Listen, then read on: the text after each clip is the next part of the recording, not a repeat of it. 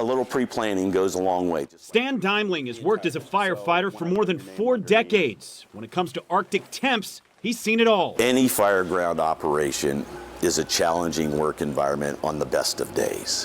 When you add the additional of extreme temperatures, you've added one more variable that you have to deal with. He says outside of your primary home heating system, there are several do's and don'ts, starting with space heaters. They can be used safely, but you got to do it the right way. Always keeping them at least 3 feet away from any combustible materials.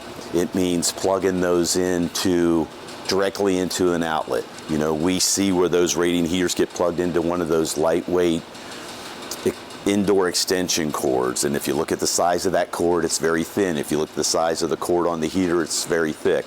So you should always plug your radiant heaters, your electric heaters, directly into an outlet, and only plug in one heater in an outlet into one circuit, or you're going to overload it. And when it comes to other alternative sources for heating your home, Deimling says there are do's and don'ts, and then there are flat-out don'ts. Propane heaters, your stove, kerosene heaters. You know, if you look at every one of those, they have big warnings on that says using a well-ventilated space. Well, it's got to be a well-ventilated space because you're producing large amounts of carbon monoxide when you're burning that fuel. So not inside your house. Not inside your house. Lastly, Deimling says if you do have to head out of the house, make sure you plan ahead before you hit the road. You want to make sure that you've checked all your fluids, check the air in your tires.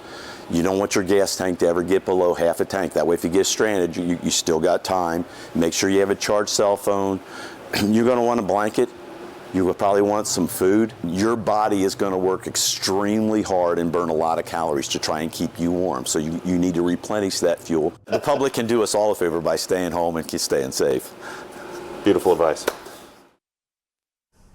You can always get local stories right here on YouTube, but go ahead and hit that subscribe button to get notifications to stay in the know.